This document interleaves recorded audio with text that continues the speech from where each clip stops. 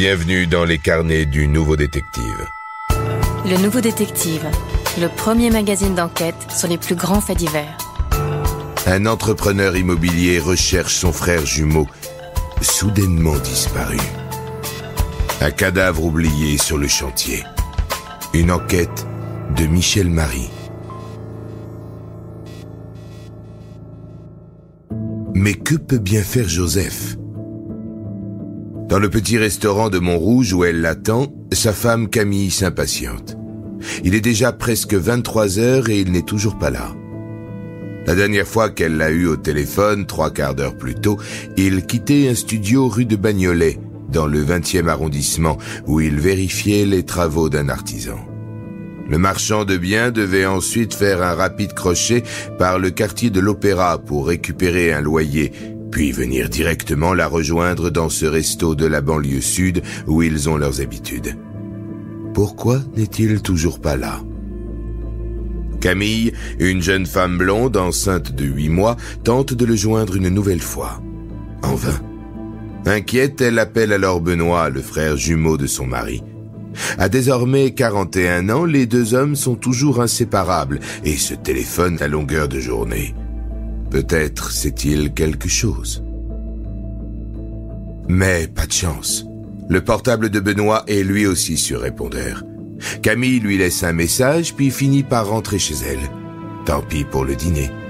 En arrivant, elle jette un œil sur le parking de leur immeuble. La Mini Cooper de son mari n'y est pas. La jeune femme ne ferme pas l'œil de la nuit. Au petit matin, folle d'angoisse, elle se rend au commissariat de Montrouge et signale la disparition de son mari. Les policiers prennent sa déposition. Puis elle est à peine ressortie que Benoît, le jumeau, la rappelle enfin. Il vient de trouver son message en se réveillant, mais il ne sait rien de plus qu'elle. Je l'ai eu moi aussi au téléphone hier soir. Il était au studio de la rue Bagnolet avec le gars qui fait les travaux. J'ai son numéro, je vais essayer de l'appeler. Benoît connaît l'artisan en question, un Moldave de 35 ans qui se fait appeler Eric. Les deux frères, qui ont créé ensemble leur société immobilière, l'emploient souvent pour leurs travaux de rénovation d'appartements. Mais si Eric travaille bien quand il est sobre, il a tendance à forcer sur la boisson et devient alors beaucoup plus difficile à manager et beaucoup moins fiable. Benoît, qui dirige la conduite des travaux sur le terrain avec son frère, s'est déjà plusieurs fois disputé avec lui. Au point que pour cette dernière mission, il lui a confisqué son passeport en promettant de lui rendre une fois le travail achevé. Joint au téléphone, Eric n'a pas l'air surpris de l'appel de son deuxième patron et lui explique. Hier soir, quand on a quitté la rue de Bagnolet, j'ai accompagné Joseph rue Holder où il devait récupérer son loyer. Mais en bas de l'immeuble, il a reçu un appel téléphonique. Il m'a demandé de monter à l'appartement à sa place. Quand je suis redescendu, il était en train de discuter avec le conducteur d'une Mercedes noire. Je lui ai remis le chèque que j'avais récupéré et puis je suis rentré chez moi. Benoît est sceptique. Il voit mal son frère jumeau déléguer une réception de chèques à cet employé peu fiable. Intrigué, il se rend rue Holder et frappe à la porte des locataires en question. Ces derniers s'étonnent à leur tour. Ils n'ont reçu aucune visite hier.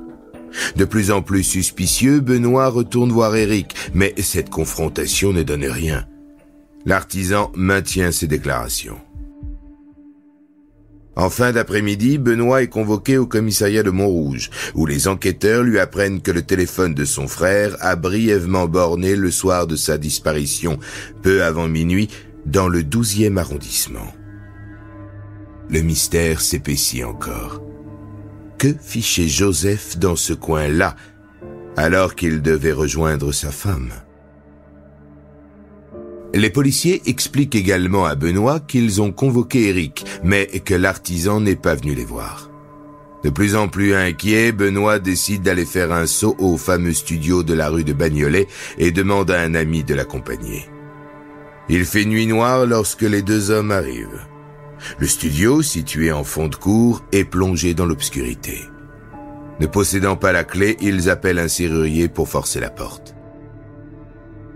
En allumant la lumière, ils découvrent l'unique pièce du logement jonchée d'outils et de pots de peinture. Mais Benoît sursaute soudain à la vue de taches brunâtres sur un mur. Des traces de sang mal essuyées. Puis il repère dans la foulée un autre détail angoissant. La porte de la salle de bain est fermée et quelqu'un a retiré la poignée. Le serrurier, toujours présent, résout le problème en un tournement. Il ouvre la porte, puis Benoît passe la tête dans la petite salle d'eau et se fige subitement, pétrifié. Il y a un corps recroquevillé dans la cabine de douche, le buste en bas, les jambes en l'air. La tête est enveloppée dans un sac poubelle noir fermé avec du ruban adhésif. Benoît se précipite et déchire le sac. Horreur! C'est son frère Joseph. Mort depuis bien longtemps déjà. Le quadragénaire n'a pas seulement été asphyxié, il a été massacré à coups de burin.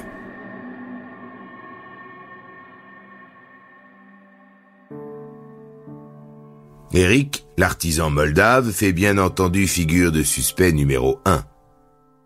Alertés, les policiers de la brigade criminelle se précipitent à son domicile de Villiers-sur-Marne. C'est sa compagne qui leur ouvre. La jeune femme est seule avec ses 2 enfants en bas âge. Elle affirme ne rien savoir. Éric est rentré tard la nuit dernière et ce matin il est reparti très tôt. Il m'a seulement dit qu'il avait un chantier à finir. Depuis, je n'ai plus de nouvelles. Les hommes de la crime perquisitionnent l'appartement et y retrouvent la carte bancaire de la victime. Le crime est désormais signé. Mais où est passé Éric ? Remontant l'historique bancaire du compte, les enquêteurs découvrent que l'artisan a tenté d'effectuer 2 retraits avec la carte subtilisée, sans succès.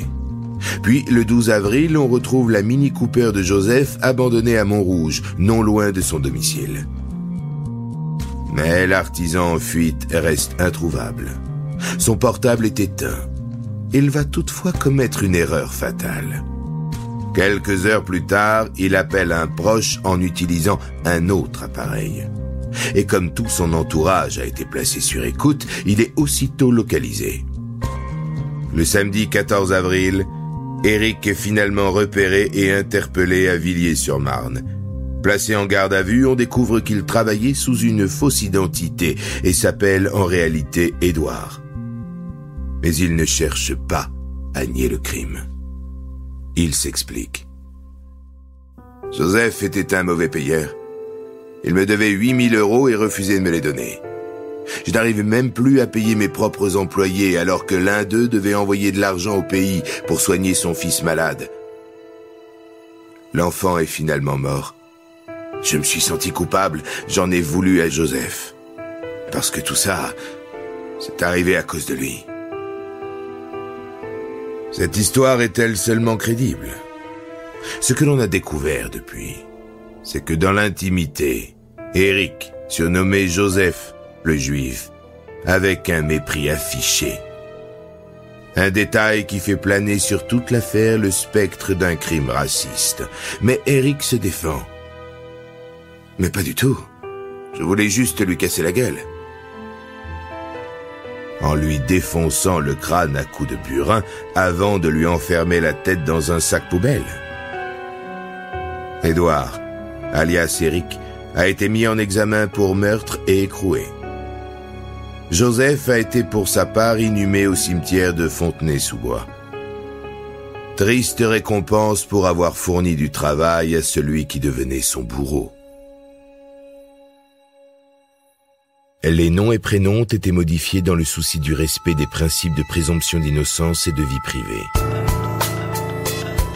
Retrouvez 40 autres histoires liées au travail aussi dingues que terrifiantes dans notre hors-série Crime au bureau. En vente actuellement chez votre marchand de journaux et sur le nouveaudétective.com.